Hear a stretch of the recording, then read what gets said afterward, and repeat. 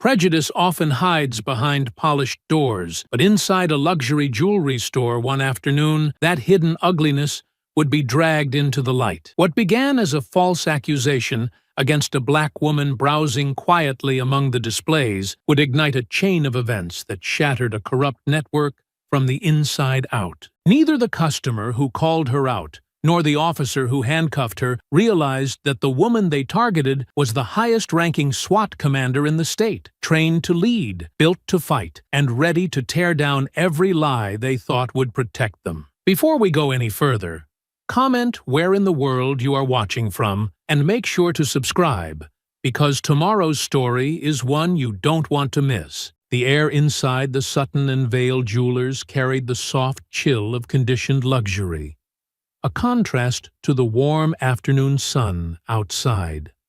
The scent of polished wood, fresh-cut lilies, and the faint metallic whisper of cold cash lingered in the air, mingling with the low hum of private conversations and the clink of crystal display cases being closed and locked. The floors gleamed like poured milk, smooth and unblemished beneath the sharp shine of designer shoes.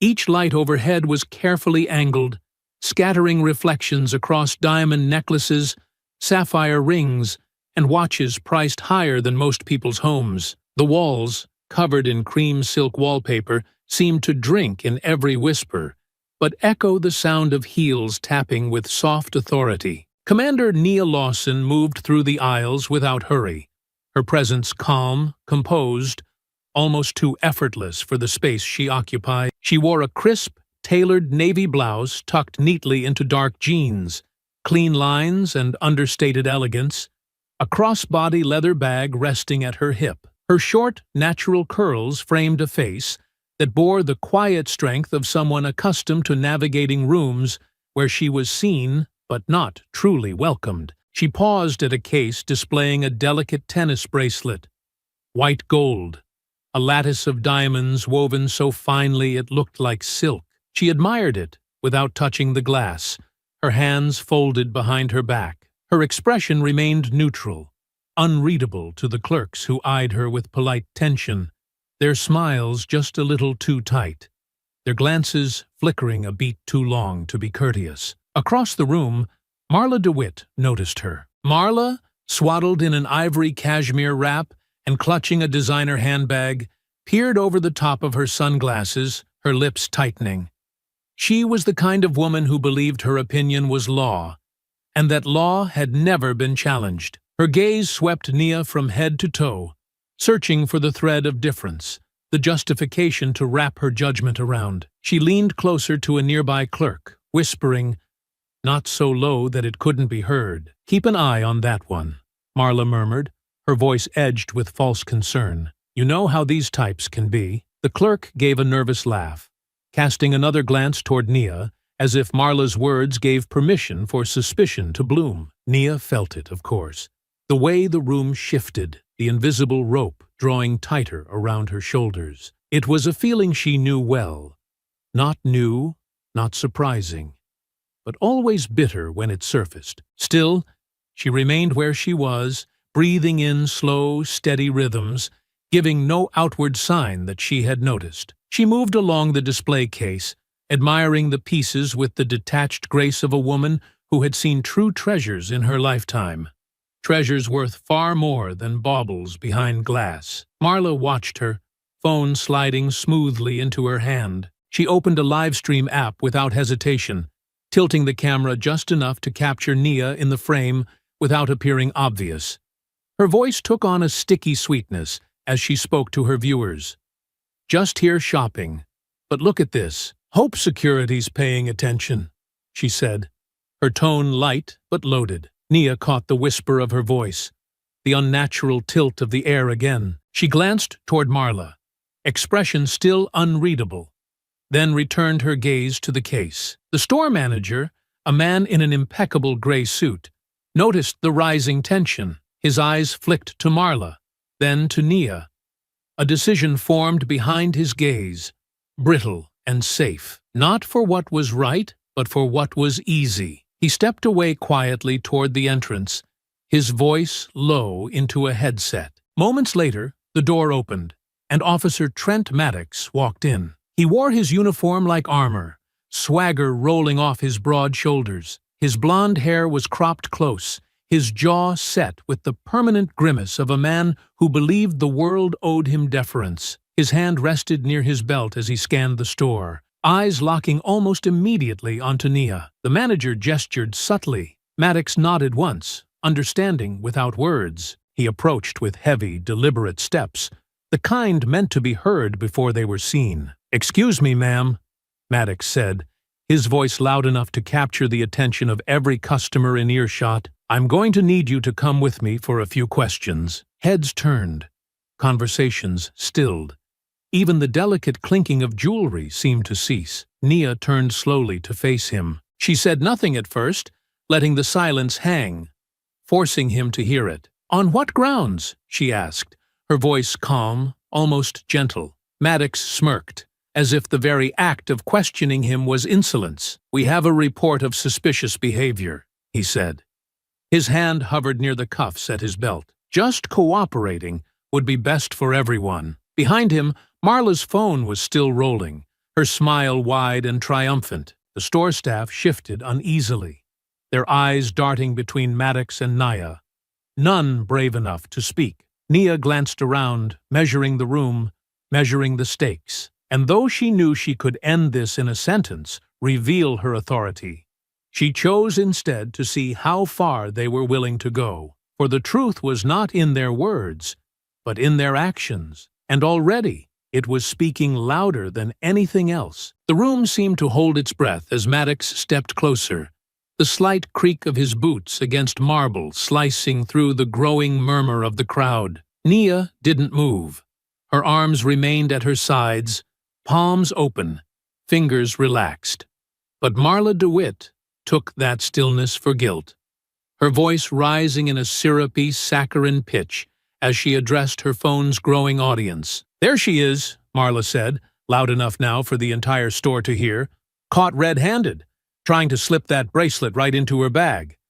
They think we're not watching, but we are." Several heads turned fully now, customers pausing mid-purchase, clerks stiffening behind their counters. The manager hovered near the entrance, avoiding eye contact, his expression rigid. He would not intervene. Maddox's jaw tightened as he glanced at Marla, nodding subtly as if confirming an unspoken alliance. "Let's make this easy," he said to Nia, resting his hand on the butt of his baton. "Hand over the merchandise and stand up." Nia raised an eyebrow, slowly, the movement deliberate. "I have stolen nothing," she said, her voice cool as tempered glass. "And you have no grounds to make that assumption." Marla gave a theatrical gasp. "She's lying!" she cried out, spinning toward the crowd with wide, accusing eyes. "I saw her! I saw her!" The phone in her hand caught the whole moment, broadcasting it live, each second feeding into the growing wave of public humiliation she hoped to stir. Maddox didn't ask for proof. He didn't check the displays or ask the store clerks for confirmation. He didn't glance at the security cameras blinking quietly above their heads. He simply took 2 aggressive steps forward, reaching out and grabbing Nia by the wrist. The suddenness of it sparked a few gasps from the onlookers. A man by the watches lifted his phone and began filming. A teenage girl by the rings turned to her mother, whispering anxiously. The tension splintered the polished air, drawing blood from the illusion of civility the store had carefully built. Nia allowed herself to be pulled to her feet, but the moment Maddox tried to force her wrist behind her back, she shifted slightly, anchoring herself. "You are making a mistake," she said, her tone firm but even. "This can be resolved quietly," Maddox barked, tightening his grip and trying again to wrench her arm. "And yet, you're choosing spectacle," Nia said, still not resisting, but refusing to bend as easily as he expected. Frustrated, Maddox pressed his hand into her shoulder, forcing her down onto a cushioned bench near the display cases. The leather creaked under the abrupt movement. Murmurs grew louder. Phones lifted higher. From her lowered position, Nia remained poised, her breathing steady, her back straight despite the uncomfortable angle. "I advise you," she said, locking eyes with him as he fumbled for his cuffs, "to consider your next actions very carefully." There was a quiet authority in her voice, a command not shouted, but infused into every syllable. It was not a plea. It was not a warning. It was a fact. Maddox sneered, mistaking her calm for arrogance. "You people always think you can talk your way out," he muttered, loud enough for the nearby customers to hear. Several witnesses stiffened. The teenage girl gasped audibly. A man in a tailored suit shook his head in disgust, but said nothing. The weight of the moment grew heavier, each word Maddox spoke etching itself into the collective memory of the crowd. The cuffs clicked around Nia's wrists with a metallic finality. Her hands, now bound, rested lightly against her thighs. Her head high. She would not be cowed. Marla zoomed in gleefully on her phone, narrating with a haughty, triumphant tone. "And there you have it," she said, practically glowing. Another thief thinking she could get away with it. Across the store, the bystanders' expressions shifted, confusion blending with discomfort, some beginning to question the narrative they had been fed. "Is there even proof?" someone muttered near the entrance. "Did she actually take anything?" another voice whispered. Nia caught those words, and a small flicker of vindication stirred in her chest. The truth, inevitable and heavy, was beginning to seep into the cracks. Maddox, oblivious, hauled Nia to her feet with a roughness that bordered on violence. "You're coming with me," he said, dragging her a step toward the door. Nia let him move her, but she turned her head slightly, her voice slicing through the thickening silence around them. "You are arresting the wrong person," she said, steady as a steel beam. "And when this is over, it won't be forgotten." Maddox scoffed, but faltered slightly under her gaze. For the first time, a flicker of uncertainty crossed his face. At the far end of the store, unnoticed by most, the glass door swung open again with a soft, controlled click. A tall figure in a crisp charcoal suit strode in, his badge gleaming briefly under the lights. His face shifted from professional neutrality to sudden, sharp recognition as his eyes landed on the woman being forced across the marble floor in cuffs. The tide, though still hidden, was about to turn. Deputy Chief Elias Moreno moved with precision, each step measured but swift, his badge flashing against the muted luxury of the jewelry store. His sharp eyes swept across the scene. Nia Lawson, in handcuffs, being half-dragged by an officer who had no idea who he had just laid his hands on. For a fraction of a second, disbelief tightened Moreno's jaw. Then it vanished, replaced by cold, professional focus. He closed the distance quickly, his voice cutting through the tension before Maddox could shove Nia any farther. "Officer, release her, now!" The command cracked through the air like a snapped whip. Maddox, startled, jerked his head toward the voice. "Sir, this woman is your commanding officer's commanding officer," Moreno snapped, stepping closer, so there was no mistaking the authority behind his words. "Remove those cuffs immediately." Gasps rippled through the store. Heads whipped around. Marla's hand faltered on her phone. The camera shook briefly as her mind tried to catch up to the unfolding disaster she had helped ignite. Maddox hesitated, his hand twitching toward his belt, caught in the stuttering realization that something had gone horribly wrong. "But she was suspected of—" he started, flailing for control. Moreno didn't let him finish. "You put your hands on Commander Nia Lawson," he said, enunciating each word slowly, coldly, letting the weight of the title settle over every corner of the store. "The highest-ranking SWAT commander in this entire state. And you did it based on the word of a civilian. Without investigation, without evidence, without cause." A heavy, stunned silence fell over the crowd. Even the background music, a soft classical piece floating through the ceiling speakers, seemed to recede under the gravity of Moreno's voice. Maddox paled visibly, his hands fumbling at Nia's wrists. The cuffs clattered awkwardly as he struggled with the key, finally freeing her. Nia stepped back smoothly, rubbing her wrist once with casual detachment, her composure flawless. "Commander Lawson," Moreno said, turning to her with a slight bow of respect, his voice shifting to one of deference. "I deeply apologize for what you've endured. Effective immediately. Officer Maddox is suspended pending full investigation." He turned back to Maddox, his eyes steely. "Hand over your badge and weapon." The murmurs among the crowd grew louder now, outrage threading their voices. "That's her?" someone whispered sharply. "Commander Lawson! She's a hero!" another voice breathed. A man near the door muttered, "He didn't even ask her name." Maddox's hands trembled slightly as he unclipped his badge and firearm, handing them over with a defeated jerk of motion.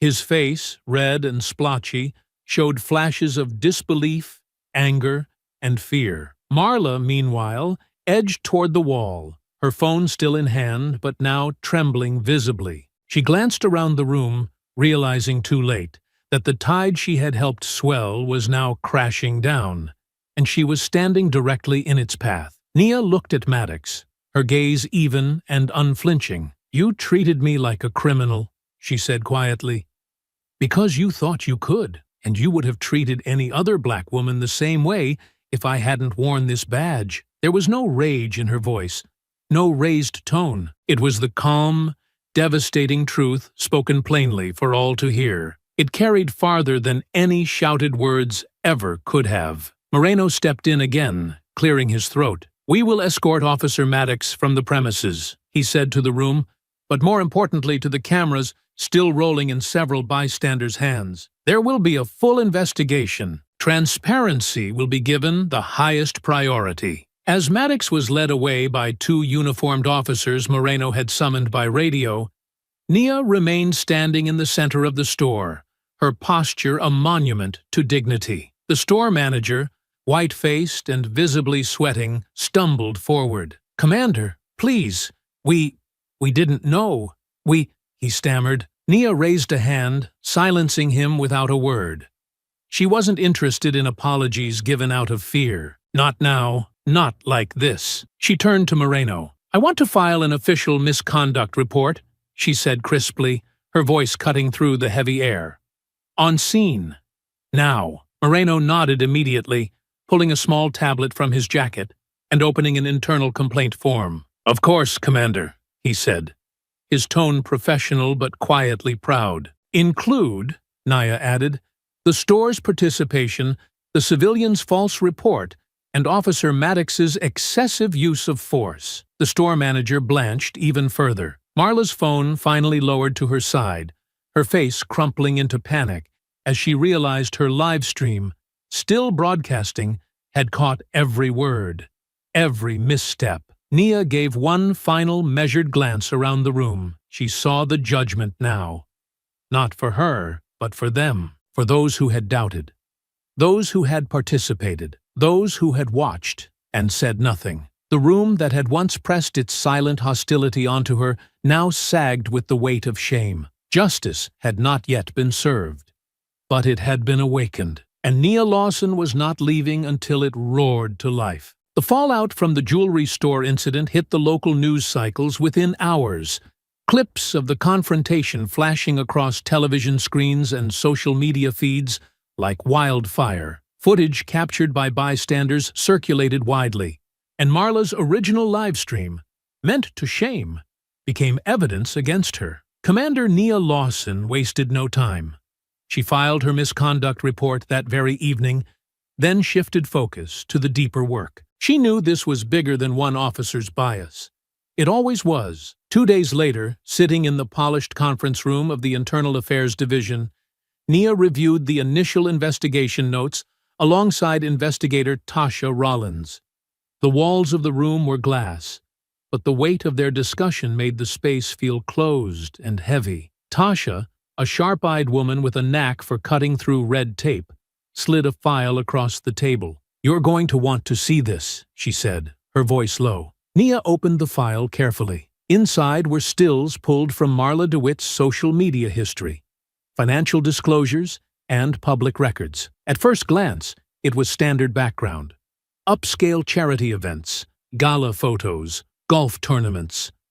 But one photograph made Nia's breath catch. There, smiling broadly at a mayor's fundraising dinner, was Marla DeWitt and her husband, Councilman Richard DeWitt, a man who sat not just on the city council but on the Public Safety Oversight Committee, the very body responsible for reviewing police conduct complaints. Nia leaned back in her chair, the air around her seeming to thin. "That explains the confidence," she murmured. Tasha nodded grimly. "It gets worse." She tapped another photo, a smaller group shot taken after a private fundraiser. Standing next to Richard DeWitt, drink in hand and smiling casually, was none other than Officer Trent Maddox. Nia's jaw tightened. "They knew each other." "Better than that," Tasha said. "DeWitt has been one of the biggest opponents of reform proposals, especially anything touching disciplinary procedures. He's lobbied against every major oversight initiative for the past 5 years. Quietly, discreetly, under the radar." A cold realization settled over Nia's shoulders. "This wasn't random," she said. "Marla knew exactly who I was. Or guessed. She didn't just call Maddox because she thought I looked suspicious. She called him because she knew he would act." Tasha leaned in slightly, her voice growing harder. "We dug into the live stream metadata. Marla's account is linked to a private group chat. Guess what? That group has been exchanging videos and photos of black professionals shopping in wealthy districts, sharing locations, warning each other to watch them." Nia closed the file with slow deliberation. The pieces were fitting together in a way that made her stomach knot. A network, a coordinated effort to target, humiliate, and intimidate black professionals, and the police, at least some of them, had been willing participants. "This wasn't about theft," Nia said softly. "It was about presence, about making sure people like me felt watched, unwanted, unwelcome." Tasha nodded again. "And they picked the wrong woman this time." Nia's mind sharpened, all the earlier humiliation hardening into purpose. She thought of all the cases Internal Affairs had reviewed over the years, cases dismissed for lack of evidence, witnesses discredited, footage mysteriously missing. How many others had been pushed out, arrested quietly, discouraged from pressing charges simply because no one had connected the dots? She rose from her seat, rolling her shoulders back until her full height commanded the room. "We expose them all," she said. "Every officer, every official, every civilian who participated." Tasha's smile was grim but fierce. "I was hoping you'd say that." As they planned the next steps, subpoenas, warrants, quiet interviews, Nia felt the first flicker of something she hadn't allowed herself since the incident. Satisfaction. Not petty, vengeful satisfaction. The kind of satisfaction that came from knowing justice wasn't an abstract concept. It was a blade, and today, she would be the one wielding it. Meanwhile, across town, in a private dining room thick with cigar smoke and whispered conversations, Richard DeWitt fielded urgent phone calls from frantic allies. His face, usually flushed with comfortable power, was pale as he listened to the news. Marla sat across from him, her face blotchy and tear-streaked. "I didn't know she was someone important," Marla hissed. "You didn't need to know," Richard snapped. "You were supposed to be careful, quiet, not turn it into a circus." He slammed his hand against the table, making the glasses jump.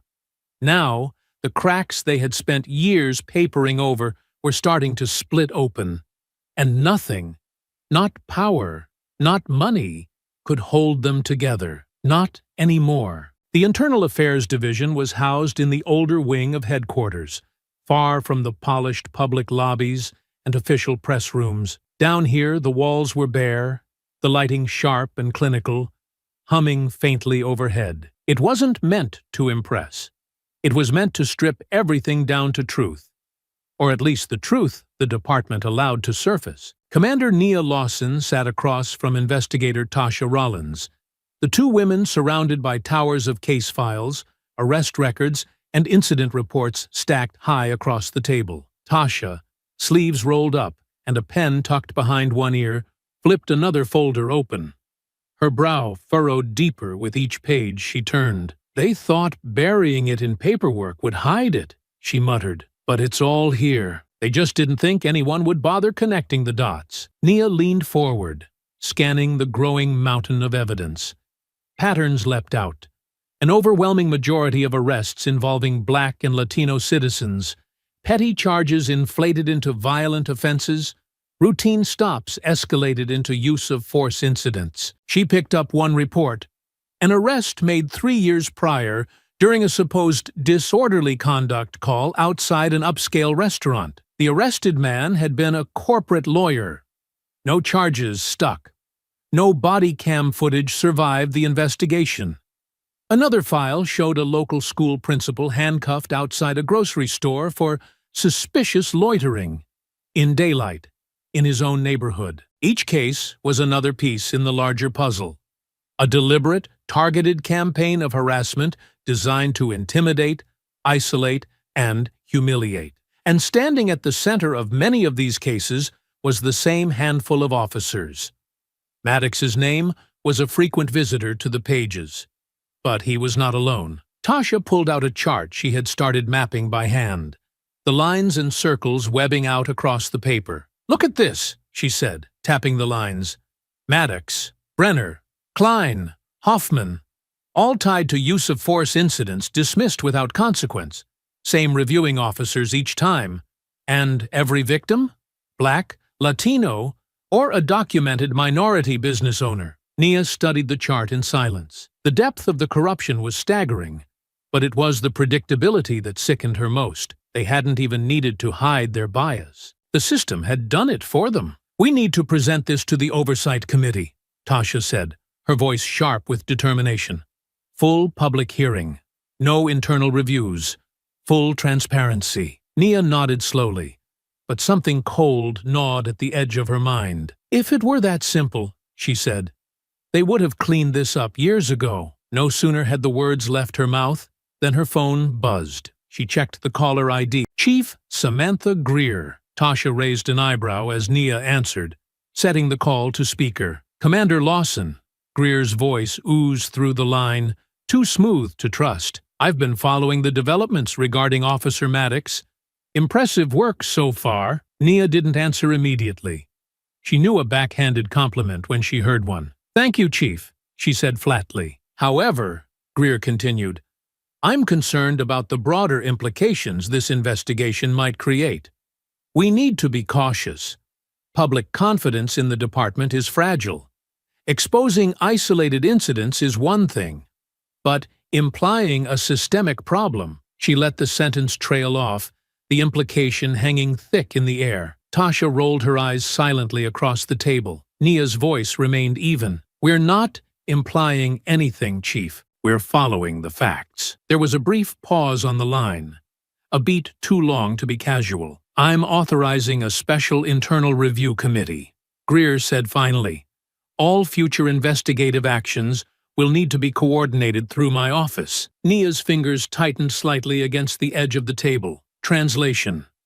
Greer was trying to bottle up the investigation before it spilled into the public eye, before it took down more than just Maddox. "Understood," Nia said, her tone betraying nothing. But as she ended the call, her eyes locked with Tasha's across the table. Neither of them needed to speak to know what came next. They would continue the investigation.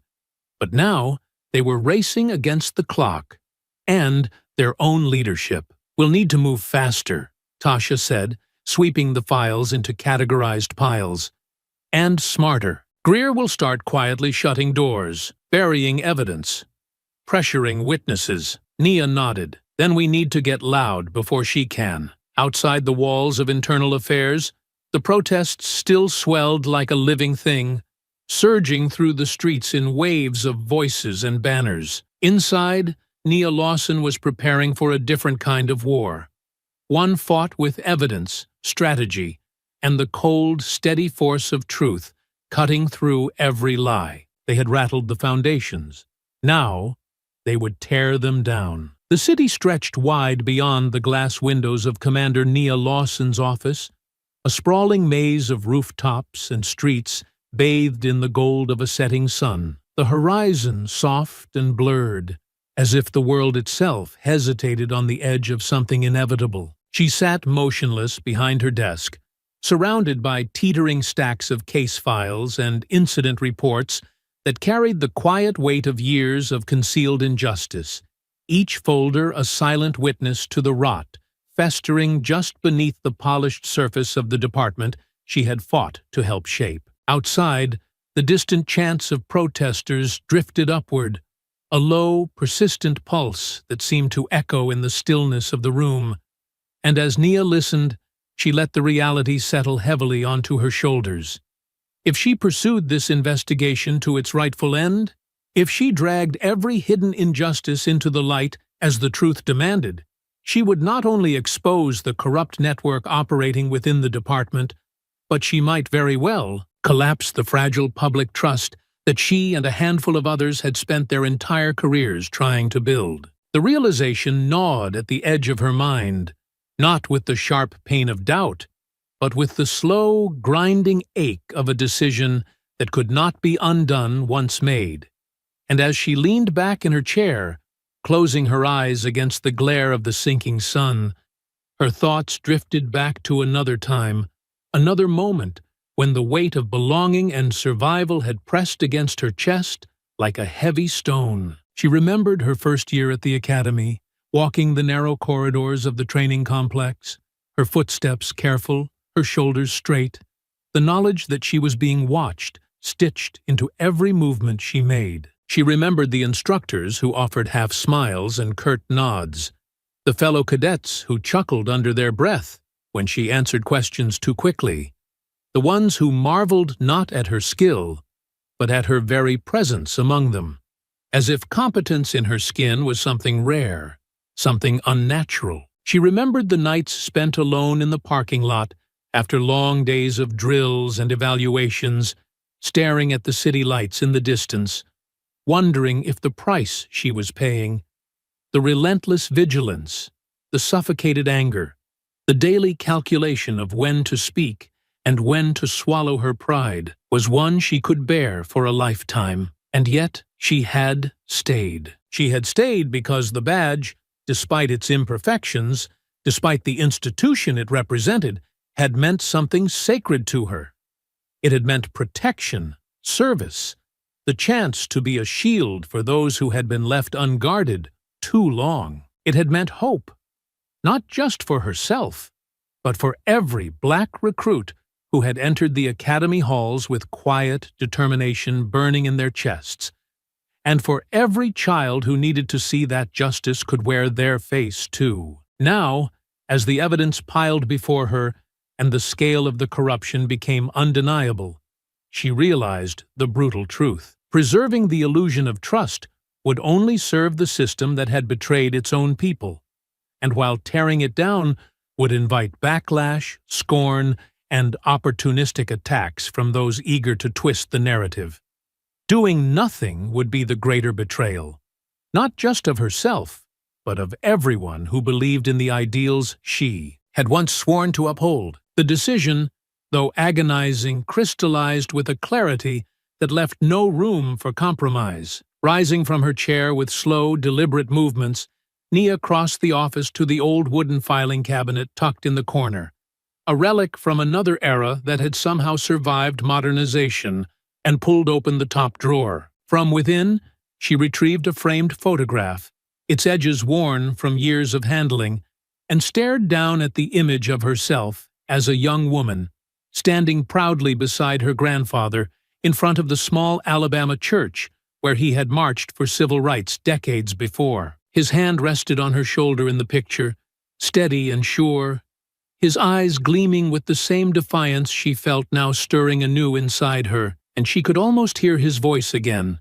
rough but warm, the words he had spoken to her when she earned her badge for the first time. "The price of real change is heavy, baby girl. You either carry it with honor, or you leave it for somebody else to bleed under." Closing her eyes briefly, Nia breathed in deeply, the weight of memory anchoring her as she returned to her desk. Setting the frame beside her laptop, she opened the computer, her fingers moving swiftly, gathering reports, cross-referencing names, linking cases, building the framework for the public exposure that would come, whether the department was ready or not. Every entry she made, every piece of evidence she assembled, was another step away from the comfort of silence and toward the painful, necessary birth of something better. Outside, the chants grew louder, more determined, rising into the air like a heartbeat refusing to be silenced. Inside, Nia Lawson pressed forward, unwavering, each keystroke a promise. This time, the truth would not be hidden. This time, there would be no deals behind closed doors, no quiet retirements for guilty men, no erased mistakes filed under administrative error. This time, the walls would fall, no matter how high they had been built. And when they did, she would be ready to build something stronger from the ashes. The night pressed thick against the windows of Nia Lawson's home, the soft hum of crickets filling the humid air with a deceptively peaceful sound. After hours spent compiling evidence, filing preliminary reports, and preparing the investigative case, she welcomed the brief quiet, a chance to exhale without watching every corner of the room. Yet as she stepped onto her front porch, keys in hand, ready to retrieve a folder she had left in the car, her breath caught the moment her gaze swept across the driveway. The soft porch light barely reached the edge of the vehicle, but even in the muted glow, the damage was unmistakable. The front windshield had been shattered, long spiderweb cracks spreading outward like veins of black ice. Both side mirrors hung loosely from their sockets, the glass glittering like frost across the hood. The driver's side door bore the ugliest wound, a hateful slur carved deep into the paint, raw metal gleaming beneath torn layers of enamel. The words, a crude attempt at intimidation, their ugliness sharp against the quiet dignity of the evening. Nia stood still for a long moment, the keys slipping silently into her pocket. She did not curse. She did not weep. Her jaw tightened once, then released. She moved down the steps with the same steady precision she used to approach a breach point in a high-risk operation, her mind cataloging details even as a cold coil of warning wound itself tighter inside her chest. She retrieved her phone and began documenting the damage with meticulous care, snapping wide shots, then close-ups of the keyed message, then the shattered windows, ensuring she captured every detail. Each click of the shutter was deliberate, each step taken without hesitation. She knew exactly what this was meant to be, a message delivered not through confrontation, but through cowardice, a warning that someone or several someones felt the walls closing in and wanted her to think twice about what she was exposing. But fear was a tool she had long ago learned to deny its proper place in her mind. Once satisfied that she had every necessary angle preserved, she dialed Tasha Rollins, lifting the phone to her ear as she turned back toward the house, her shadow long and sharp in the porch light. Tasha answered on the first ring, her voice low but alert. "Commander, my car's been vandalized," Nia said evenly, stepping inside and locking the door behind her, the movement mechanical, practiced. Windows smashed, slurs carved into the side. There was a pause on the line, not of disbelief, but of cold understanding. "You okay?" Tasha asked, the question simple, stripped of unnecessary words. "I'm fine," Nia replied, glancing back through the front window, noting the empty street, the drawn curtains of neighboring houses. No movement, no witnesses, no direct threats yet. Just escalation. Tasha exhaled sharply, the sound heavy with meaning. "This is them," she said. "Silent shields, or whoever's left. They're spooked. They're trying to rattle you." Nia moved through the living room, flipping the locks on the back doors, checking the windows, every movement calm and methodical. She was not paranoid. She was prepared. "They won't stop at property damage," Tasha continued, her voice tightening. "Not if they think you're getting too close to something that could bury them." "I expected the pushback," Nia said quietly, retrieving her backup tablet from the desk, transferring key files to an encrypted drive. They just finally made it visible. There was another brief pause before Tasha spoke again, her voice softer but firm. "You want me to call in extra patrols to swing by tonight?" Nia considered it for a moment, weighing the risks of inviting uniformed officers she might not trust onto her street against the reality that retaliation could escalate further. "No," she said finally. "Not yet. I'm not giving them the satisfaction of knowing they shook me. I'll stay alert, but I want to keep control of this." Tasha didn't argue. She knew Nia well enough to understand when her mind was set. "Then be careful," she said. "Double up your routines. No patterns. Assume you're being watched." "I already am," Nia replied, a faint trace of something close to grim amusement threading through her voice.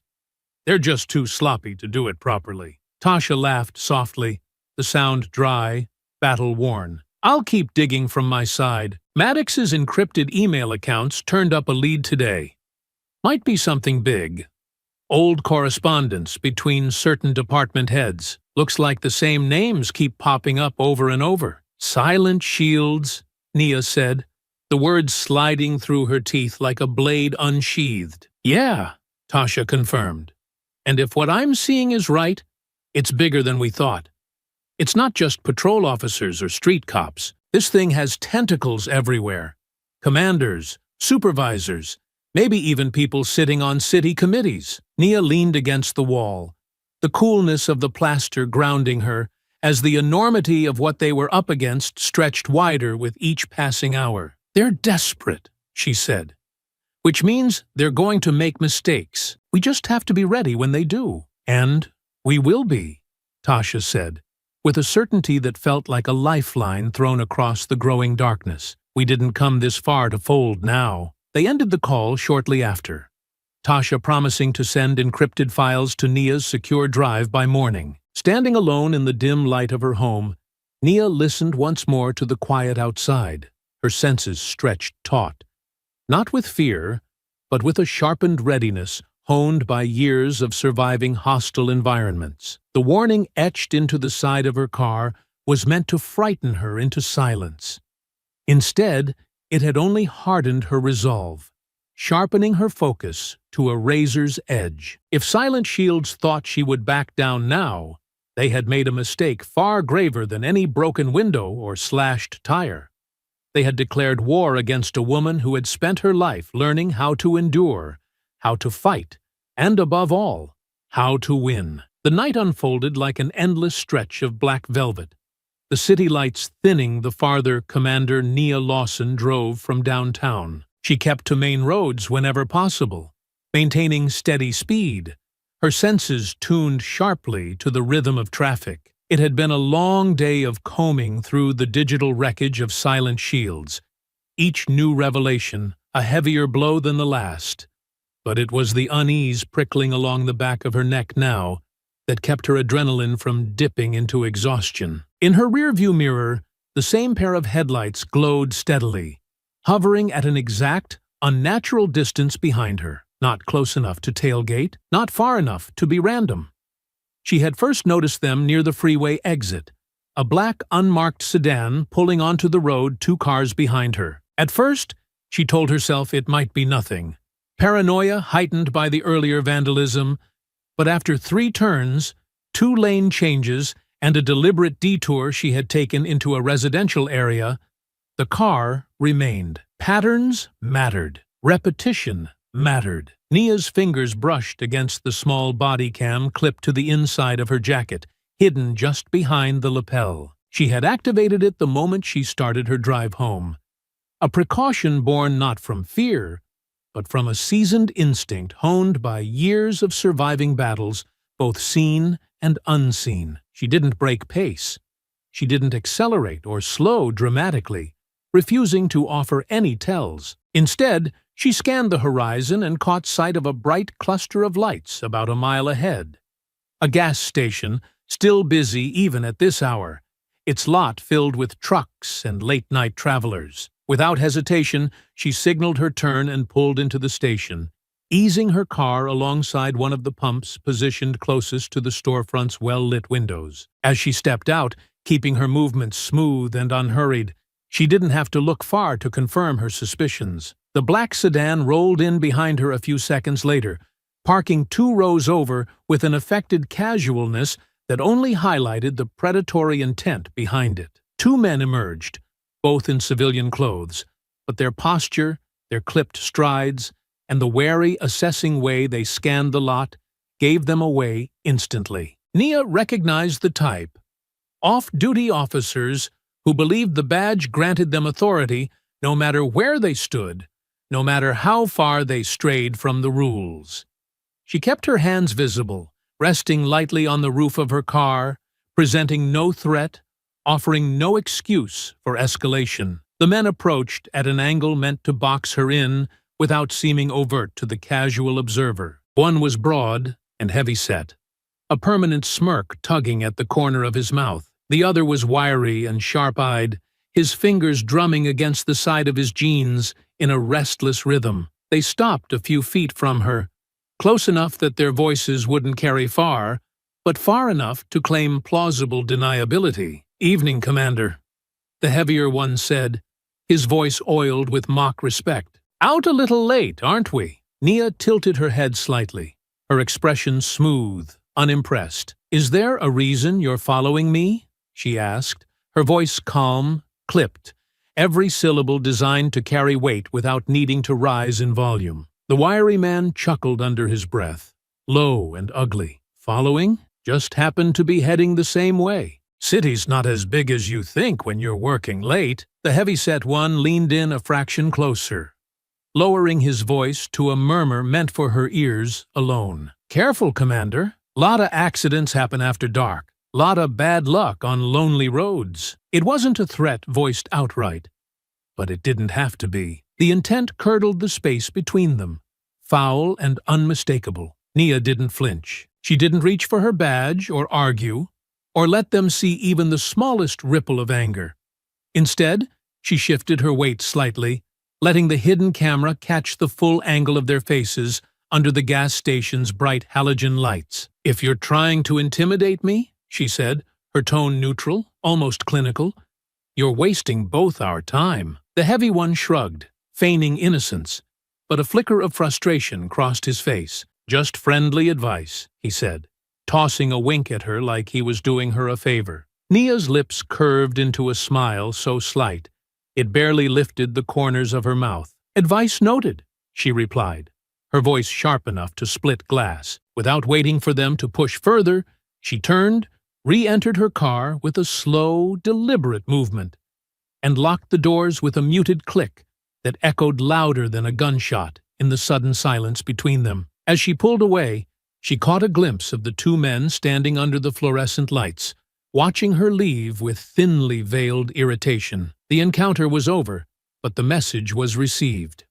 Both ways, back on the road, Nia felt no fear threading through her veins, only a colder, cleaner kind of certainty. They were scrambling now, trying to rattle her because they understood, too late, that she was beyond intimidation. What they had intended as a warning had only handed her more evidence. 2 officers, off-duty, engaging in coordinated harassment, recorded cleanly and neatly for the record. The clock was ticking down on silent shields, and this time they had made the mistake of thinking the night could hide them. The morning sun had barely edged over the horizon when Commander Nia Lawson pulled into the nearly empty parking lot of the Internal Affairs Division building, her tires crunching softly over the gravel-strewn asphalt. She preferred the early hours lately, before the building filled with bodies and eyes, before whispers could slip too easily between offices, before the tension that now hung over her every step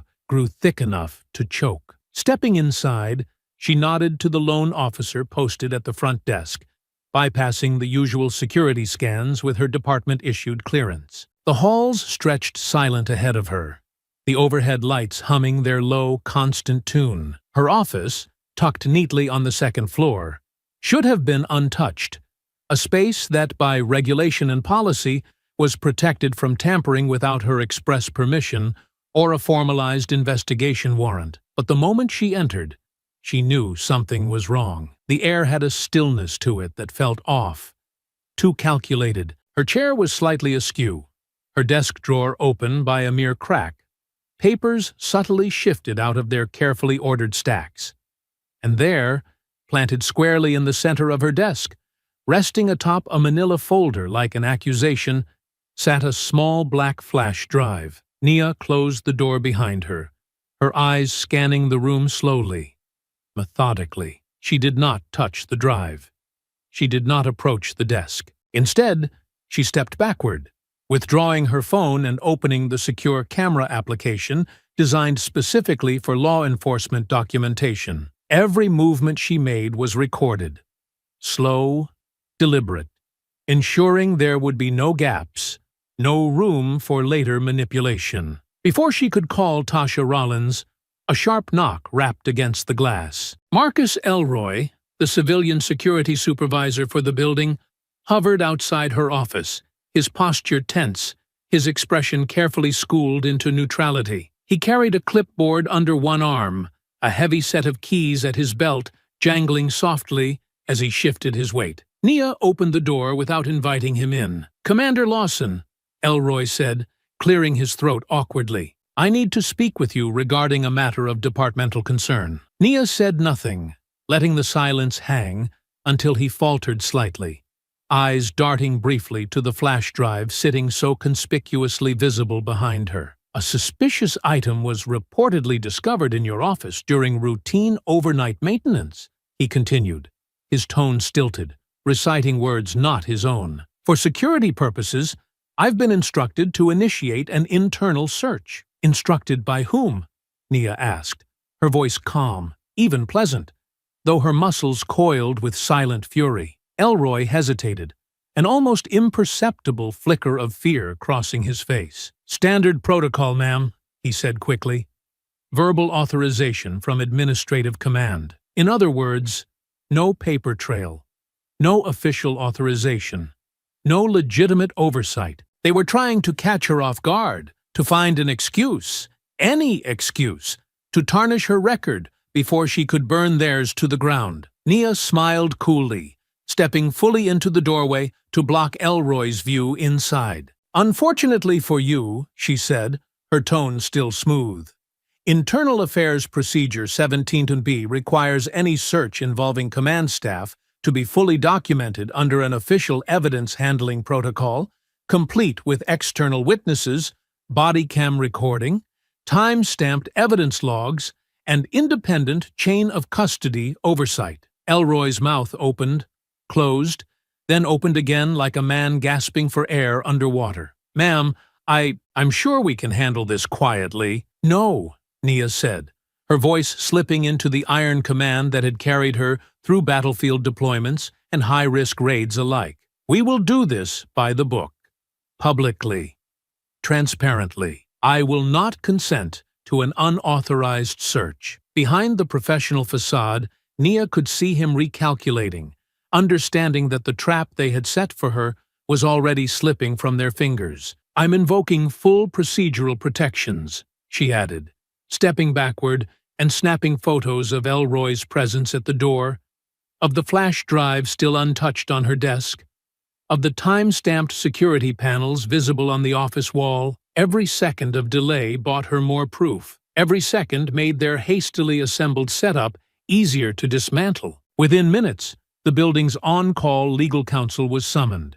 External auditors from headquarters were notified, and 2 uniformed officers were assigned to wear body cams while observing the scene. By the time Elroy finally stepped into the office under full supervision, Nia stood calmly against the far wall, arms folded, her expression unreadable. The flash drive was collected with latex gloves, sealed in an evidence bag, and entered into the official record. Later that afternoon, the forensic report came back faster than expected. The drive contained illegally obtained classified material, and worse, falsified financial records linking Nia to supposed corruption and embezzlement. The files were crude, hastily assembled, littered with errors a real investigator would catch in minutes. Even more damning, security footage confirmed that her office had been clean when she left the night before. The flash drive had been planted during the early morning hours, long after the building was supposed to be locked down, using a stolen master access badge that bypassed normal entry logs. Access to such badges was limited to a handful of people: senior administrators, high-ranking officers, a few trusted security personnel, which meant Silent Shields was not just a loose network of rogue patrolmen. It had teeth high in the chain of command, teeth desperate enough now to risk everything. Standing in the forensic review room, watching the footage frame by frame with Tasha at her side, Nia felt no fear, no hesitation. They had tried intimidation. They had tried sabotage.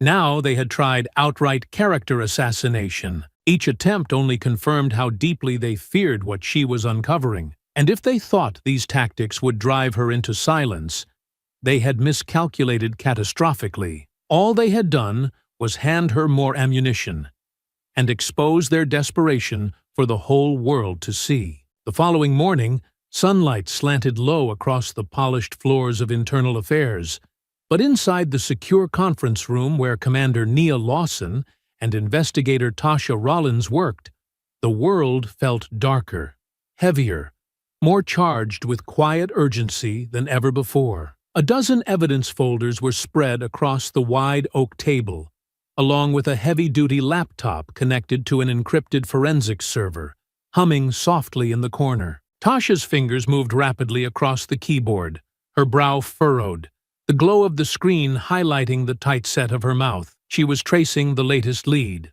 a recovered email archive that had emerged after the planted flash drive debacle, another careless thread left behind by enemies desperate enough to make mistakes. The silence stretched between them as Tasha cracked the final layer of encryption, a soft beep announcing her success. She leaned back slightly, rubbing her temples once, then gestured for Nia to come closer. "I found it," she said, her voice low, almost reverent with the gravity of it.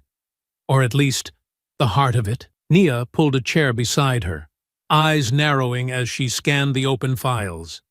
At first glance, the emails looked innocuous. Department memos, disciplinary review notes, shift scheduling. But buried deep within the attached files, hidden beneath layers of misleading labels and fabricated timestamps, the real contents unfurled. A network, a formalized system, designed not to catch misconduct, but to erase it. Code-named Silent Shields, the project had been constructed with chilling precision.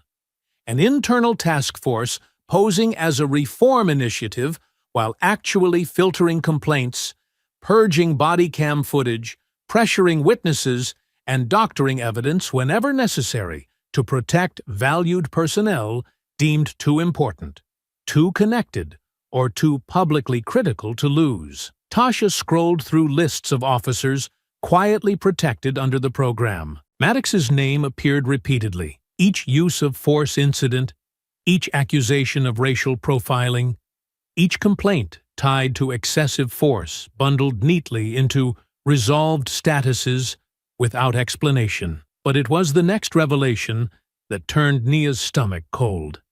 Chief Samantha Greer's name was there too, not just as an overseer, but as an active participant. She had signed off on dismissals, had authorized purges of disciplinary records, had approved the shielding of repeat offenders whose abuses would have otherwise led to immediate termination and criminal charges. She wasn't just tolerating it, Tasha said, her voice edged with disgust. She helped build it. Nia sat back, her mind running through the implications with cold, deliberate focus. The chief of police, the very figurehead the public trusted to steer the department through scandal and reform, had been architect and protector of the corruption festering beneath the surface. Silent Shields hadn't just been an old boys' club operating in the shadows. It had been institutionalized, written into back channels, whispered through command chains, guarded with the full weight of official authority. "She kept them safe,"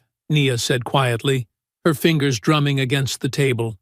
"Maddox, Klein, Brenner, all of them. And every time someone like me tried to push for accountability, they tightened the shields." Tasha clicked into a series of specific communications between Greer and Maddox, dated months before the incident at Sutton and Vale. One email stood out immediately. Greer to Maddox. Keep the usual eyes on high-value targets. Make sure they stay uncomfortable enough to know their place, but don't get sloppy. We can't afford another IA audit. Nia read it 3 times, each pass peeling away another layer of professional detachment until a simmering anger began to harden inside her ribs.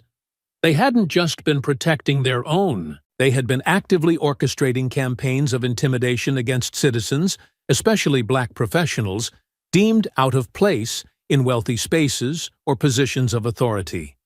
This was not negligence. This was policy.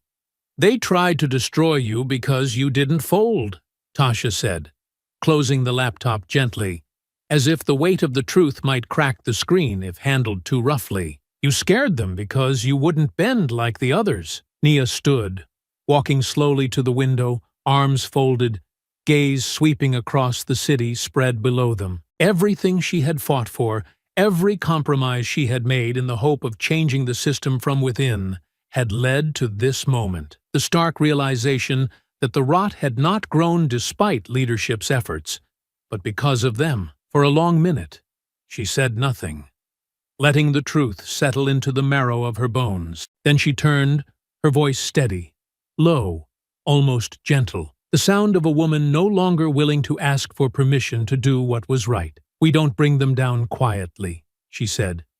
We bring them down in the daylight, where everyone can see what they built and what it cost. Tasha nodded, understanding immediately. This is enough to take her to the Oversight Committee, she said. And if we leak portions of it strategically to the press first, they won't be able to contain it, Nia finished, a faint grim smile touching her lips. Silent shields will die under the same spotlight they spent years trying to avoid. They set to work immediately, drafting summary reports, compiling timelines, cross-referencing names, and building a dossier so airtight that even the most desperate counterattacks would falter against its sheer density of fact. They knew Greer would not go down quietly. They knew Maddox's remaining allies would fight, would scramble, would try to tear them apart if they could.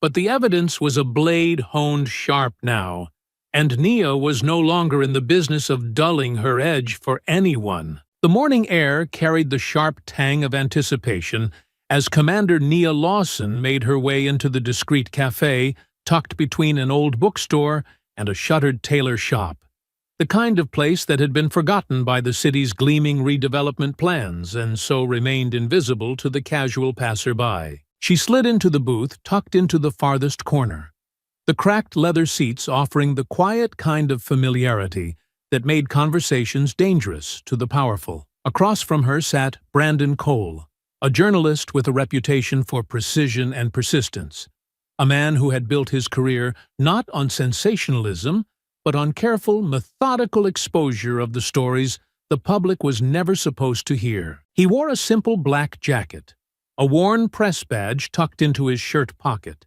and an expression of quiet readiness that matched Nia's own. The flash drive she carried was small, almost weightless, yet as she placed it between them on the table, it seemed to hum with the gravity of what it contained. Brandon didn't reach for it immediately. "You're sure about this?" he asked, voice low, the words heavy not with doubt, but with the full understanding of what they were about to unleash. Nia nodded once, the decision long since made. "You'll get a controlled leak," she said, "enough to trigger national attention. Enough to corner the department into public accountability without jeopardizing the formal indictments we're building." Brandon offered a grim smile, understanding the delicate balance they were about to walk, the careful dance of exposing corruption without handing Silent Shields a legal loophole to slither through. "I'll publish it in layers," he said. "Build public pressure before they have time to spin it. Verified documents, cross-checked sources, nothing they can dismiss as rumor." "Good," Nia said, sliding the drive across the table. "Timing is critical. Release within 48 hours. Focus on the core. Silent Shield's existence, the protection of abusive officers, and Chief Greer's involvement." Brandon tucked the drive away without fanfare, his hands steady. "They won't know what hit them," he said. By the next morning, the first wave broke across the city like a storm surge. Headlines screamed from every corner of the internet and television screens. "Secret police network protected abusive officers, internal records reveal." Commander Lawson's investigation uncovers deep corruption in city police department. Chief of police implicated in Silent Shield scandal. The public response was immediate and ferocious. Protests, already steady outside Sutton and Vale Jewelers and the courthouse, swelled in size, blocking streets, flooding city squares with banners and chants that echoed through the concrete canyons. Social media exploded with fury and disbelief, hashtags demanding resignations and criminal charges climbing into trending lists within hours. Inside the department, panic spread faster than any press release could contain. Silent Shield's members, long accustomed to operating with impunity, began to realize the ground beneath them was collapsing. Officers who had once stood smug and silent now scrambled for cover, some resigning abruptly under the thin excuse of personal reasons, others quietly emptying their desks late at night, hoping to disappear before the subpoenas reached their front doors. Memos leaked almost immediately, showing desperate attempts by mid-level commanders to distance themselves from the network, issuing denials, retroactively amending personnel records, shredding non-essential files in locked offices long after official work hours had ended. It didn't matter. The investigation had already mapped their involvement with chilling precision. Each desperate move only confirmed their guilt. And Chief Samantha Greer, the architect of Silent Shields, found herself increasingly isolated within the fortress she had spent years constructing. The mayor, once a vocal supporter, issued a carefully worded statement expressing grave concern and promising a full and independent review. City council members who had accepted her private endorsements began issuing statements calling for accountability and transparency. Even the police union, sensing the shifting winds, offered no defense beyond a vague promise to cooperate with ongoing investigations. Inside internal affairs, Nia and Tasha worked around the clock, coordinating with federal agents and external auditors who had been quietly summoned under emergency authorization. Every name, every falsified report, every erased disciplinary action was compiled into a master file, a living monument to the lies that had been woven into the fabric of the department for far too long. Late one evening, as Nia leaned over a table scattered with files and diagrams, Tasha entered the room, a small smirk playing at the edge of her mouth. "You're going to want to see this," she said, tossing a thin folder onto the table. Nia flipped it open. Inside were records of internal communications, panicked emails between Silent Shield's members discussing their next moves, desperate offers to trade information for immunity, clumsy attempts to blame lower-ranking officers for decisions made at the highest levels. "They're turning on each other," Tasha said.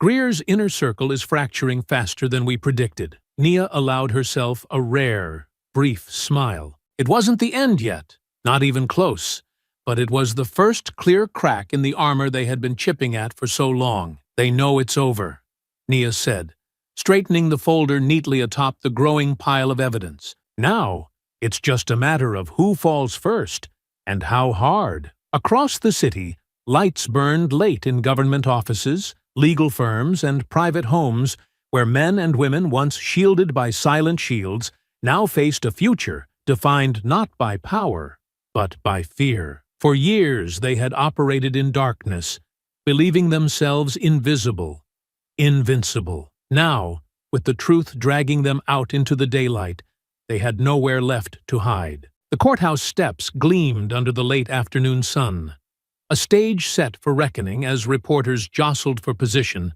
microphones thrust forward like bayonets, their voices rising in a chaotic chorus of questions no one dared to answer yet. Inside the grand stone building, where justice was often whispered in back rooms rather than declared from pulpits, something different was unfolding, something raw, something visible, something undeniable. Commander Nia Lawson stood just inside the hallway, arms folded across her chest, the steady hum of her breathing the only sound anchoring her, amid the swelling tide of noise beyond the heavy oak doors. Beside her, Tasha Rollins adjusted the folder clutched in her hands, thick with affidavits, documented abuses, and the long-buried truths they had dragged into the light. Down the hall, Trent Maddox sat stiffly at a defense table.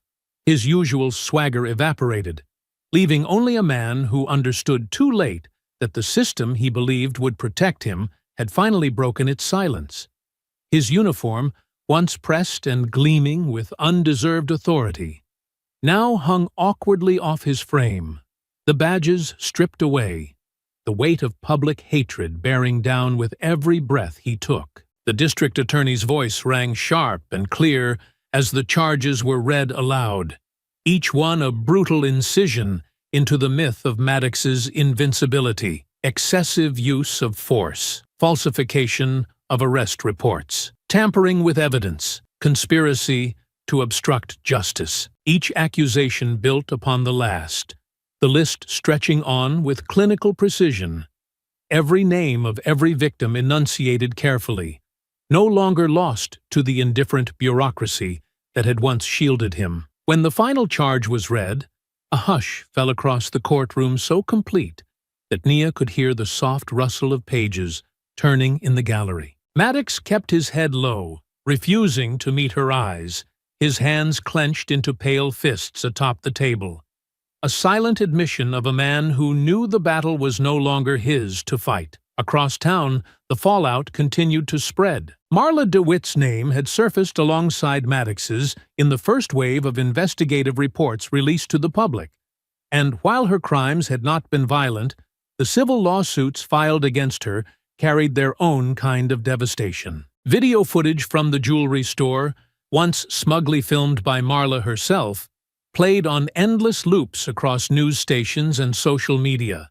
The sharp, unmistakable voice of privilege and malice laid bare for millions to witness. Defamation, intentional infliction of emotional distress, civil conspiracy to commit racial discrimination. The lawsuits came swiftly, each one another blow to the DeWitt family's carefully curated image. Within days, Marla found herself banned from Sutton and Vale and other high-end establishments that once welcomed her with open arms. Her social circles shrank with almost comical speed, as acquaintances and friends fled to distance themselves from the sinking ship. The city's mayor, under intense public scrutiny, issued a formal apology to Nia and announced sweeping new mandates for police accountability, civilian review boards, and transparency reforms, trying to stem the rising anger that threatened to upend the next election cycle. Nia, for her part, accepted none of the platitudes. She needed no polished words from men and women who had once looked the other way. Her victory was not symbolic. It was tangible, rooted in the concrete reality of consequences finally falling where they belonged. As she exited the courthouse later that day, the crowd outside parted almost instinctively. A sea of faces filled with something she rarely saw pointed toward her. Not pity, not skepticism, but profound respect. Cameras flashed, microphones thrust forward again, but this time the shouts carried a different tone. Commander Lawson, what's next for Silent Shields? Do you think Chief Greer will be indicted? How does it feel to see justice finally being served? Nia paused at the top of the stairs, the city sprawling behind her, chaotic and vibrant and raw. She could have answered easily, could have thrown out carefully crafted words meant to satisfy headlines without offending fragile egos. Instead, she chose truth, plain and unvarnished. "This is just the beginning," she said, her voice steady, carrying effortlessly over the crowd. "Justice doesn't end with a few indictments. It ends when the systems that protected them are dismantled and rebuilt the right way. We are not finished." She turned without waiting for further questions, moving with the same deliberate grace that had carried her through battles far more dangerous than microphones and flashing cameras. Tasha fell into step beside her, a small smile tugging at the corner of her mouth. "You just made the evening news again," she said lightly. "Good," Naya replied, allowing the smallest hint of a smile to touch her lips. "Let them hear it. Let them all hear it." Across the street, protest banners waved in the warm breeze, the chants still rising strong. Demands not just for retribution, but for true change, the kind that could not be papered over with new slogans or empty committees. Behind her, the courtroom doors swung open again, and another figure stumbled out into the glare of public judgment. Marla DeWitt, shielded behind oversized sunglasses and a hastily thrown-on scarf, her posture small and shrunken under the weight of the world she had once so casually weaponized against others. There would be no redemption arc for her, no quiet retreat into comfortable anonymity. Her disgrace would be as public as her arrogance had been. As Nia crossed the plaza, the sun warming her back, she felt not triumph, but a deep, anchored sense of rightness. The knowledge that real justice was messy, imperfect, and often incomplete. But when fought for with enough courage, it carved its own indelible mark on the world. And, for the first time in a long time, she let herself believe, not in the system as it had been, but in what it could still become. The office of the Chief of Police sat at the top of headquarters like a throne room carved from glass and steel, a monument to authority built on the illusion of transparency. From the floor-to-ceiling windows, the city sprawled in every direction, a glittering expanse of streets and lights.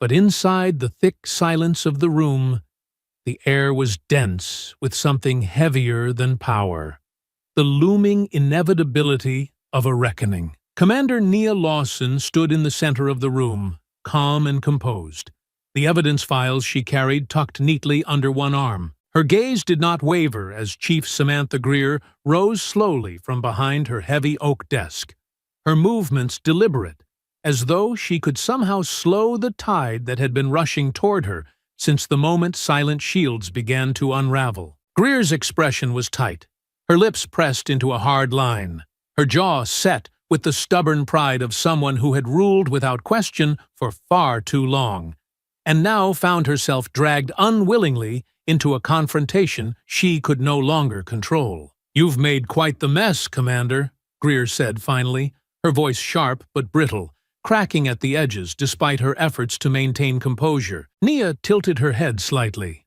the ghost of a smile flickering across her lips, not of amusement, but of understanding. "I didn't make the mess," she said softly. "I just refused to keep sweeping it under the rug." Greer's eyes narrowed, a flash of something darker crossing her face. Anger, resentment, fear. She crossed her arms over her chest, the badge on her breast gleaming under the office lights, a symbol she had long since corrupted into little more than a shield for her own ambition. "I suppose you're here to demand my resignation," she said, her voice dripping with disdain. "No," Nia replied, stepping forward, placing the folder carefully on the edge of Greer's desk like a laid weapon. "I'm here to offer you a choice." She opened the folder with a single movement, spreading the already infamous evidence across the polished surface, each page a mirror to Greer's choices. The proof was undeniable, but Nia wasn't here to rehash it. She was here to watch how Greer faced the fall she had built with her own hands. "You can step down quietly," Nia said, her voice steady, unyielding. "Effective immediately. No fanfare, no last-minute press conferences, a carefully worded retirement statement citing personal reasons. You walk away while you still have the illusion of dignity." Greer's hands twitched slightly at her sides, a betraying crack in her otherwise rigid mask. "And if I refuse?" she asked, though the answer already weighed heavy between them. "Then the full case goes public," Nia said without hesitation. "Every file, every recording, every statement. We will make sure the world sees exactly how far you were willing to go to protect abusers, to destroy good officers who stood in your way, to target civilians who didn't fit your definition of acceptable." She let the words hang there, filling the space between them with their full, devastating promise. Greer's fists clenched and unclenched, her breath coming in tight, shallow bursts as she struggled against the reality she could no longer rewrite. "You think you've won?" she spat, venom lacing every syllable. "You think tearing this department apart makes you a hero?" Nia leaned in slightly, her voice dropping to a near whisper, cutting sharper than any shout. "I didn't tear the department apart. You did. The moment you decided that protecting your power was more important than protecting the people we swore to serve." For a moment, the silence in the room felt like a living thing, stretching taut between them. Then Greer laughed, a harsh, brittle sound that held no real amusement. "You think they'll let you rebuild anything?" she sneered. "You think they'll thank you for showing them how broken it all was? They'll turn on you, Lawson. They always do. You'll be the villain before the dust even settles." Nia's gaze never faltered. "Maybe," she said, "but at least I'll know I did what was right." Greer turned away, staring out the window as if the city could offer her salvation, as if denial could erase the noose tightening around her neck. For a long moment, she said nothing, and Nia watched the proud woman grapple with the end she had earned, but never believed would come. Finally, Greer spoke, her voice low, bitter. "I won't resign," she said. "You want a war, Commander? You'll get one." Nia nodded once, unsurprised. She gathered the folder back into her arms with a calm efficiency, her movements slow, deliberate. "Then prepare yourself, Chief," she said, "because the walls are already closing in." Without another word, she turned and walked from the office, the heavy door swinging shut behind her with a final, echoing thud. As she made her way down the hall, faces turned to meet her. Uniformed officers, civilian staff, fellow investigators, and in their expressions, she saw it clearly. The shift, not fear, not suspicion, respect, solidarity, a quiet, growing defiance against the regime that had ruled them through silence and intimidation. Tasha met her at the elevator, a phone already in hand, ready to signal the final phase of the exposure. "She's refusing," Nia said simply, not needing to elaborate. Tasha smiled grimly. "Good. It'll be that much sweeter when the public sees her dragged down kicking and screaming." The elevator doors slid open, and they stepped inside together, the hum of energy around them electric, unstoppable. In the building below, allies rallied, investigators who had once kept their heads down now lifting their gazes. Officers long intimidated into silence now finding their voices again. The tides had turned, and no shield, silent or otherwise, would save the guilty now. The courtroom was packed, the heavy wooden pews creaking under the weight of officers, reporters, and civilians drawn to the grand jury hearing that had become the center of the city's attention. Tension vibrated in the air, sharp and electric, as everyone waited for the moment when Trent Maddox, the man once shielded by power and silence, would finally face the reckoning he had so long evaded. Commander Nia Lawson sat near the front, her posture composed, her face unreadable as she watched the proceedings unfold. Across the aisle, Maddox sat with his defense team, their suits crisp, their faces grim, the weight of mounting evidence pressing down heavier than any uniform he had ever worn. The district attorney moved methodically, laying out the charges. A pattern of abuse stretching back nearly a decade, falsified reports, tampered evidence, coerced witnesses, all linked with a chain of documented proof so thorough that even the most skeptical juror would have found little room for doubt. Outside the courthouse, protesters held banners high in the brisk morning air, their chants threading faintly through the thick stone walls, a reminder that the world was watching, that justice was no longer a whispered ideal, but a roaring demand. But as the hearing stretched into its second hour, a shift occurred. The defense team, led by a smirking, sharp-suited lawyer whose confidence seemed misplaced, given the mountain of evidence against them, called an unexpected witness, a uniformed officer, one of Greer's old loyalists, one whose name had appeared more than once on Silent Shield's internal communications. There was a ripple of unease through the gallery. Nia's jaw tightened as she recognized the move for what it was, a desperate ploy. Greer, refusing to go down quietly, was trying one last time to salvage herself and her network by dragging Nia into the mud. The officer took the stand, swearing in with barely concealed nervousness, and began to spin a narrative. A fabrication, claiming that Nia had been aware of Silent Shields all along, that she had benefited from the system, that she was simply using the scandal to consolidate power for herself. Murmurs rippled through the courtroom. Cameras clicked frantically from the press section. Nia remained perfectly still, her expression unreadable, though her mind worked fast and cold, remembering every precaution she and Tasha had taken, every document catalogued, every communication backed up on independent servers beyond the reach of Greer's loyalists. The district attorney rose with slow, deliberate movements when the officer finished his carefully rehearsed lies. "Commander Lawson," the prosecutor said, turning toward her with a slight nod, "may we present the independent evidence review you submitted to the committee 2 weeks prior to the exposure of Silent Shields?" Nia stood smoothly, passing forward the sealed evidence packet.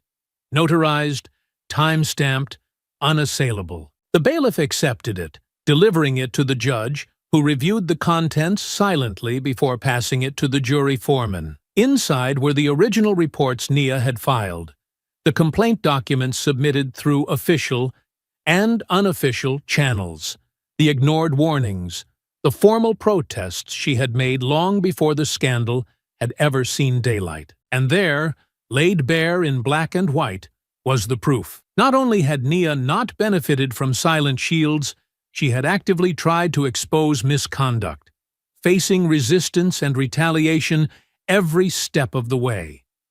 The defense attorney paled visibly as the evidence was read aloud, the narrative Greer had so desperately constructed, collapsing under the sheer weight of verifiable fact. The officer on the stand shifted uncomfortably, sweat beading at his temple as he realized the trap he had walked into, the perjury he had just committed, the criminal liability he had foolishly accepted in an effort to protect a sinking ship. The prosecutor pounced without mercy, dismantling the false testimony piece by piece, until even the faintest suggestion of Nia's involvement in corruption was shredded beyond recovery. By the time the officer was dismissed, his credibility in tatters, his future uncertain, the courtroom atmosphere had shifted dramatically. Now all eyes turned to Maddox again, to the undeniable evidence of his abuses, to the crumbling facade of power that could no longer shield him from the truth. When the foreman of the jury stood,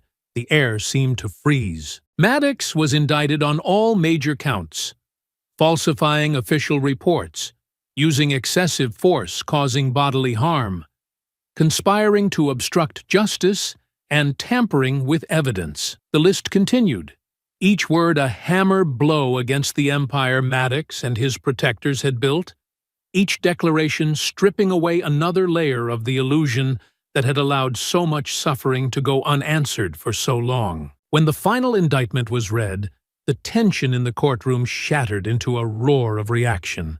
Gasps, cries, a scattering of applause quickly silenced by the judge's gavel. But the sound was enough. Outside, the news hit within minutes, flashing across screens and phone alerts, setting the crowd to cheers that shook the very steps of the courthouse. Nia rose from her seat slowly, the folder clutched lightly in her hand, feeling not triumph, but something deeper, the satisfaction of knowing that for once the machine of justice had turned in the right direction, even if only because she and others had forced it to. Tasha caught up with her at the back of the courtroom, her grin wide despite the exhaustion lining her face. "That was beautiful," she said, bumping Nia's shoulder lightly. "You crushed them." Nia allowed herself a small, tired smile. "No," she said.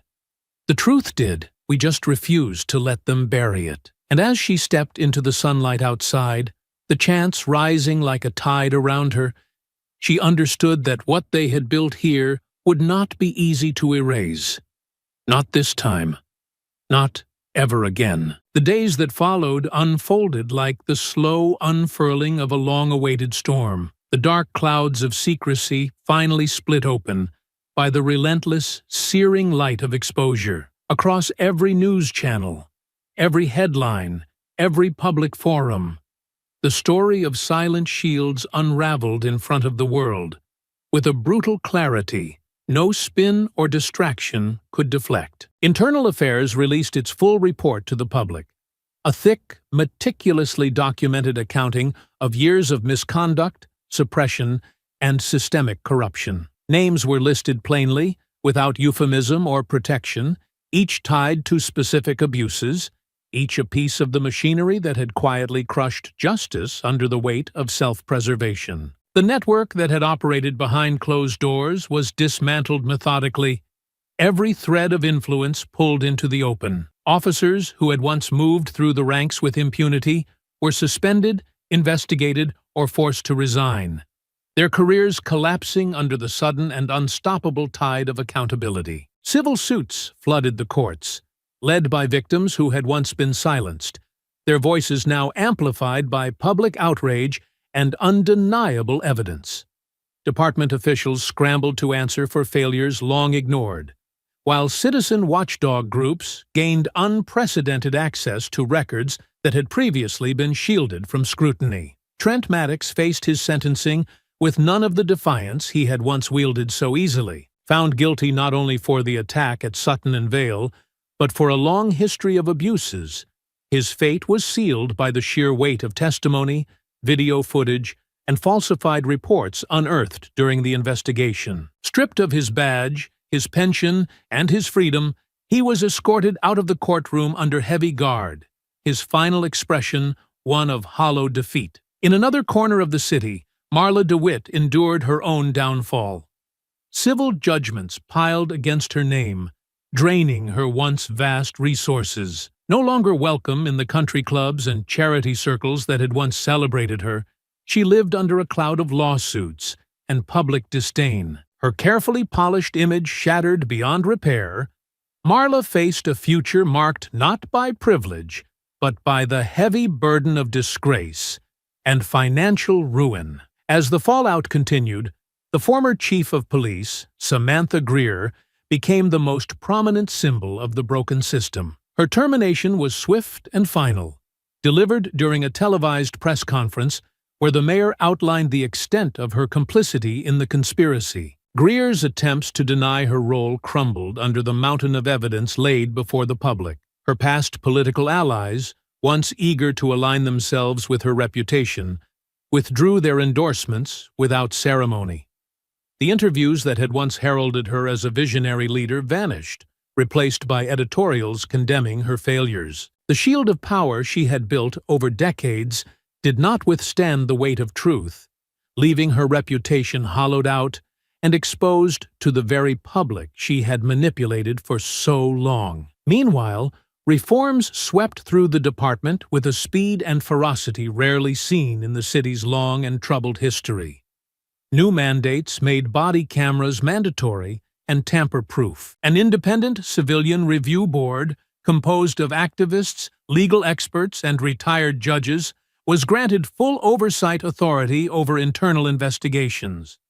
Policies protecting whistleblowers were strengthened, ensuring that future misconduct could not be hidden so easily behind closed doors. Through it all, Commander Nia Lawson remained a steady presence, not seeking accolades or political gain, but working tirelessly to ensure that real, lasting change rooted itself deep into the foundations of law enforcement. She met with community leaders, testified before oversight panels, and helped draft new protocols that emphasized transparency and accountability at every level. It was not a swift or simple healing. The city bore scars from the revelations, wounds not easily stitched together by press conferences or reform bills.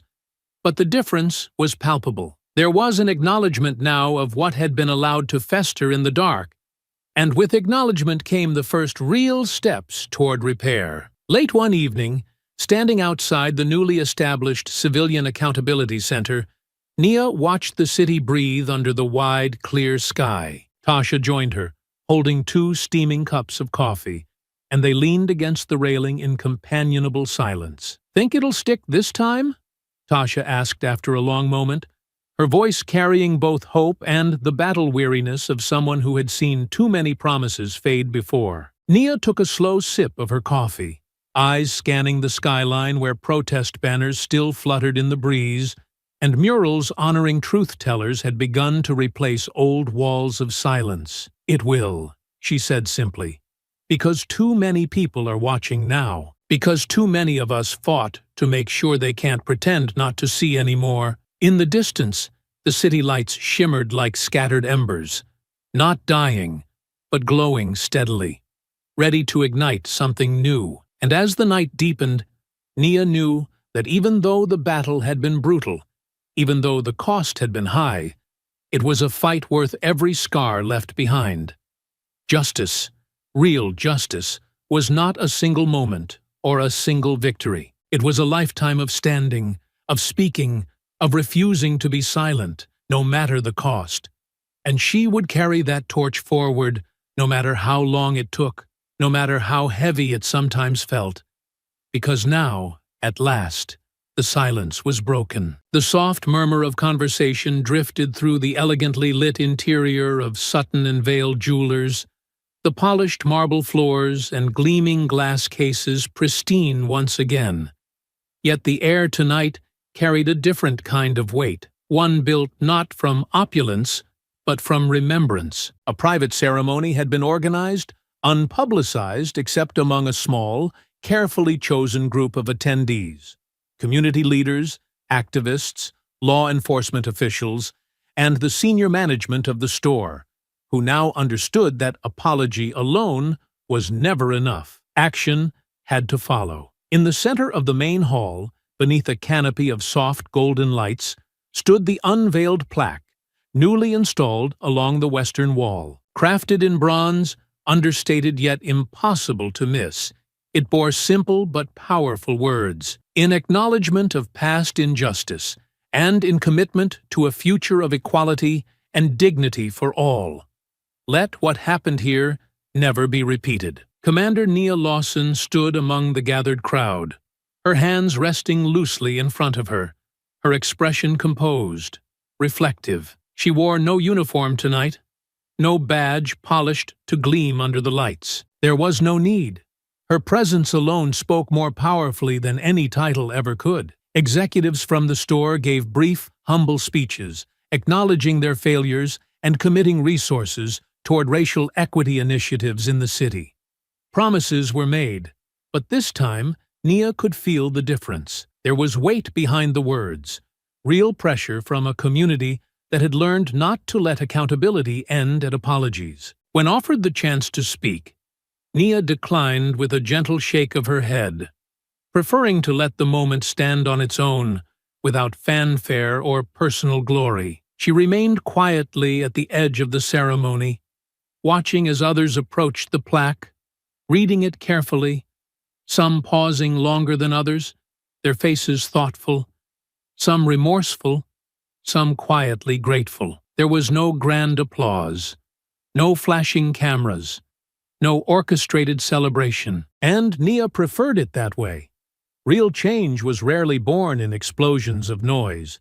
It was built slowly, quietly, on the backs of those willing to shoulder the burden without expectation of reward. Tonight, the true victory lay not in recognition, but in the acknowledgement that the system had shifted, however slightly, because someone had demanded that it must. As the ceremony wound down, Nia stepped closer to the plaque, tracing its lines with her gaze, letting the moment settle in her bones. She thought of the first time she had walked into this building, the suspicion, the humiliation, the heavy hand on her shoulder forcing her down without cause. She thought of how easy it would have been to leave it there, to walk away, to protect herself by doing nothing. But justice was never about ease. It was about endurance, about standing firm even when the ground seemed determined to swallow you whole. A soft voice pulled her from her reverie. "Commander Lawson?" She turned to find a young woman standing nearby, dressed in a neatly pressed academy uniform, the dark blue still slightly stiff from newness. She was no older than 22, her posture straight, her eyes clear, a mix of reverence and determination shining through her nervous smile. "I just wanted to say thank you," the young woman said quickly, her hands gripping the folder at her side like a lifeline. "Because of you, because of everything you did, I believe I can make a difference too." Nia smiled, genuine and warm, the kind of smile that came not from pride, but from recognition, the passing of something fragile and vital from one set of hands to another. "You will," Nia said simply, "and when it gets hard, and it will, remember why you started." The young woman nodded fiercely, her chin lifting with quiet courage before she turned and disappeared into the departing crowd, the future already pulling her forward. As the room emptied, Nia lingered a moment longer before stepping outside into the crisp evening air. Across the city, signs of rebuilding flickered like cautious beacons. Community meetings, once sparsely attended, now crowded with voices eager to shape new policies. Training academies rewriting their core curriculum to include bias education, and ethics courses led by independent experts. Patrol officers forming outreach programs in neighborhoods long neglected or mistreated. Public trust, battered and bruised, did not heal overnight, but it showed signs of mending, thread by deliberate thread. And Nia, no longer the silent force behind the change, but its quiet architect, took her place not on stages or behind microphones, but in the training rooms, the community centers, the back offices where the next generation of officers, advocates, and leaders waited for someone willing to teach them how to hold the line when the storms inevitably came. She mentored them not with grand speeches, but with real lessons, hard truths, and an unwavering belief that they could and must do better than the generations that came before. Justice had been served. Not perfectly, not completely, but honestly. And as Nia walked into the night, the city stretching wide and unfinished before her, she carried with her the one thing that no force, no silence, no shield could ever take away, the unshakable certainty that real change was not only possible, but inevitable, so long as there were those willing to demand it. I hope you enjoyed that story. Please share it with your friends and subscribe so that you do not miss out on the next one. In the meantime, I have handpicked 2 stories for you that I think you will enjoy. Have a great day.